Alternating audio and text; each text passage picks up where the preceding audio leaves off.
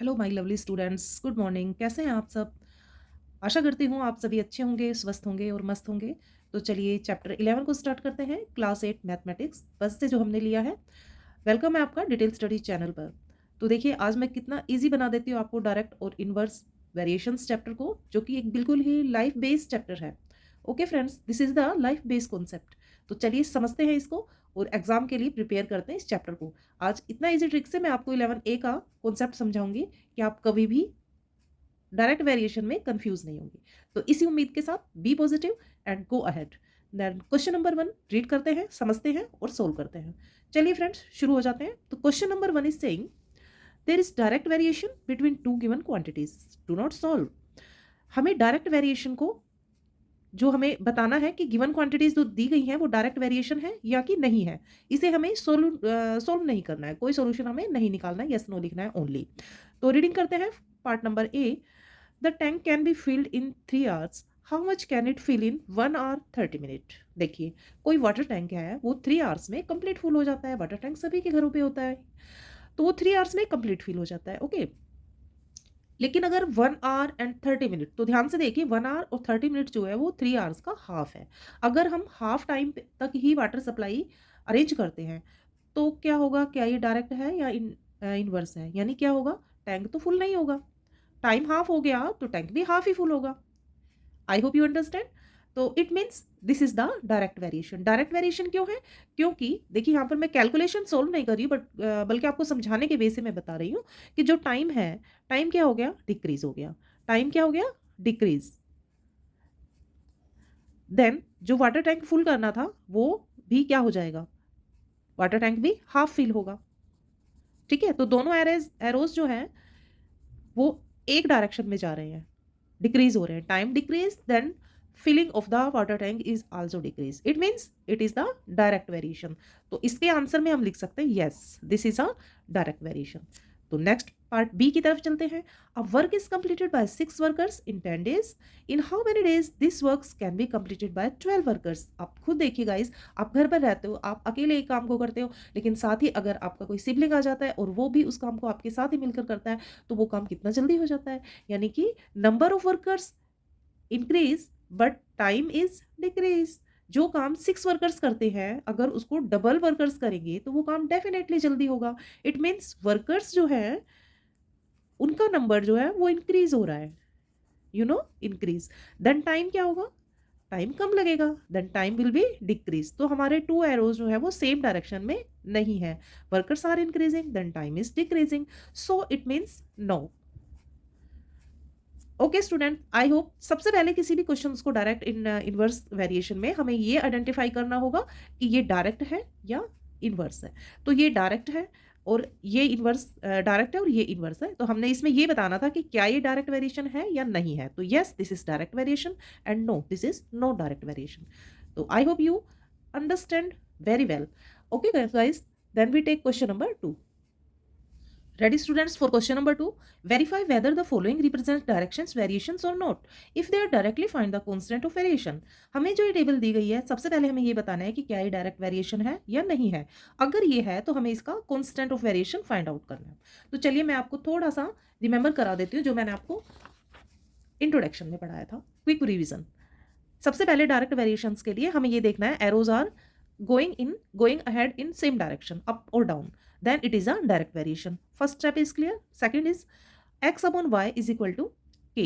ये इसका फॉर्मूला था जिसके बेस पर हम काम करेंगे और अगर वैल्यूज सेम आती हैं वो उसका कांस्टेंट होगा। ओके गाइस, तो चलिए क्वेश्चन का सॉल्यूशन करते हैं। We read the table first of all. Number of pencils and cost in rupees. Cost दी गई है और pencils के numbers दिए गए हैं। If we buy one pencil, then cost will be 6 rupees. If we buy two pencils, cost will be double, 12 rupees.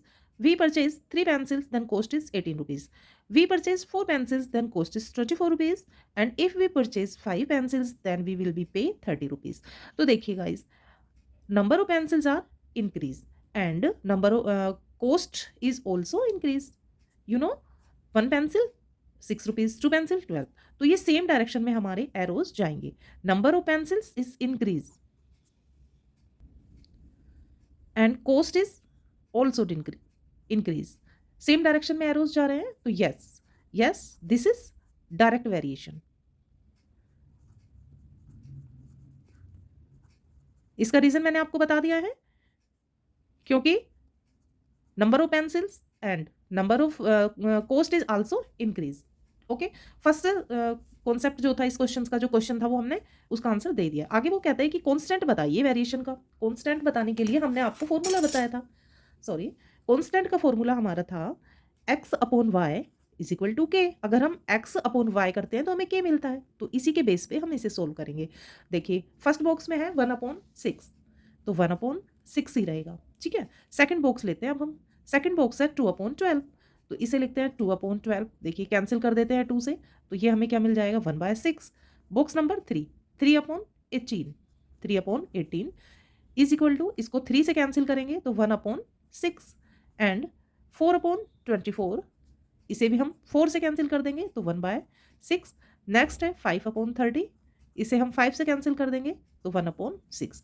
तो हमें क्या मिला, सारे बॉक्सेस का सॉल्यूशन करने के बाद हमें मिलता है 1/6, 1/6, 1/6, 1/6 एंड 1/6। तो ये हमारा क्या हो गया, के हो गया, यानी कि ये एक कांस्टेंट वैल्यू आ गई है जो कि सभी बॉक्सेस या सभी वेरिएशन के लिए सेम है। तो ये हमने इसका कांस्टेंट फाइंड आउट कर दिया।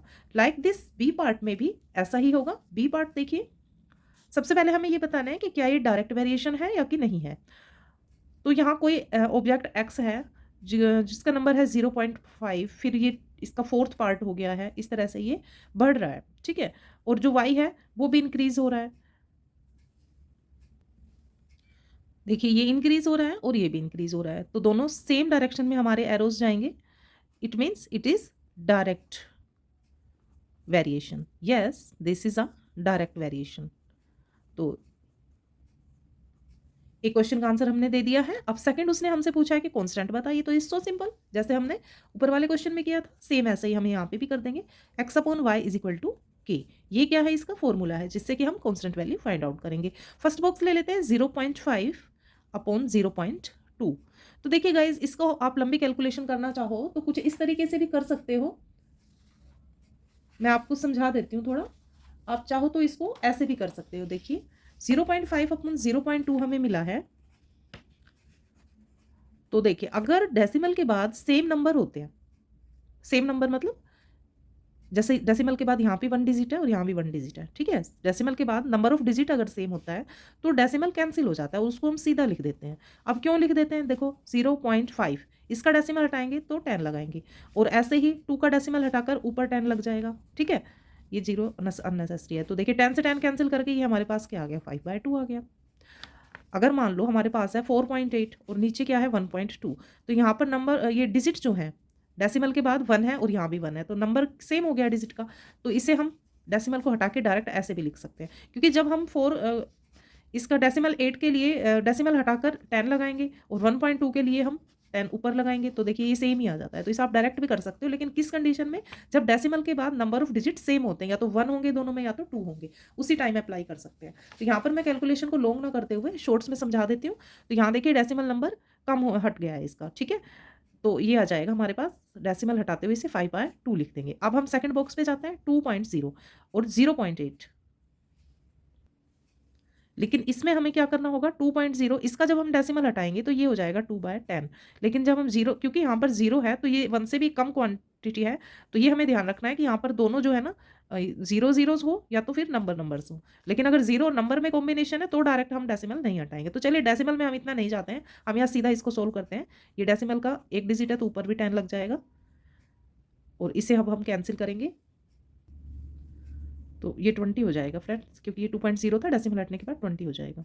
तो ये कैंसिल हो गया, इसे हम 4 से कैंसिल कर देते हैं, तो यहाँ पर भी हमें मिल गया 5/2। इसी तरह हम थर्ड बॉक्स पे आ जाते हैं 3.25, डेसिमल हटाएंगे, नीचे 100 लगाएंगे, एंड 1.5 के लिए हम 10 ऊपर लगाएंगे और नीचे आ जाएगा 15, क्योंकि इसको हमें एक्स वाई फॉर्म में लिखना है ना, 3.25 और 1.5, तो मैं इसे डायरेक्ट डेसिमल हटाकर लिख रही हूँ।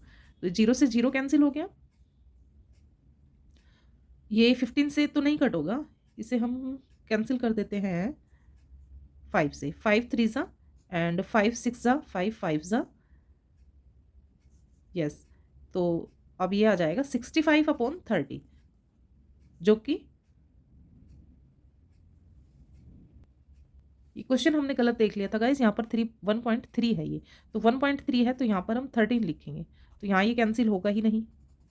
ठीक है, इसे हम कट कर देते हैं, 0 से 0, इसको हम 13 से सीधा कैंसिल कर सकते हैं। 13 टू जा 25 एंड 13 5 जा 65, तो ये हमें मिल जाएगा 25/10। 5 से कैंसिल करेंगे तो अगेन 5/2 मिल जाता है हमें। थर्ड बॉक्स पे आते हैं 6.0, तो 6.0 का डेसिमल हटाएंगे, नीचे 10 लग जाएगा। XY फॉर्म में लिखेंगे ना हम 6.0/2.4, उसको आगे कैलकुलेट करते हुए, और 2.4 के लिए डेसिमल हटाकर 10 ऊपर लगाएंगे और नीचे लिखेंगे हम 24। तो 10 से 10 कैंसिल हो गया, सीधा हम इसे 12 की टेबल से कैंसिल कर देते हैं, 5/2।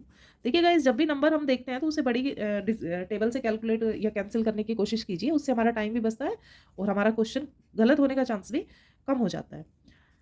लास्ट बॉक्स आ जाता है हमारा 8.75/3.5, इसका डेसिमल हटाएंगे, नीचे 100 लगाएंगे और 3.5 के लिए हम ऊपर 10 लगाएंगे और नीचे लिखेंगे 35। तो देखिए इसे कैंसिल कर देते हैं, 0 से 0 कैंसिल हो गया और ये हो जाएगा कैंसिल, 35 से इसे हम कैंसिल करेंगे, 35 टू जा 70 एंड ये फिर 5 से कट हो जाएगा, 5 नंबर पे कैंसिल हो जाएगा। अब दोनों को 5 से फिर कैंसिल कर देते हैं, तो हमें मिल गया 5/2।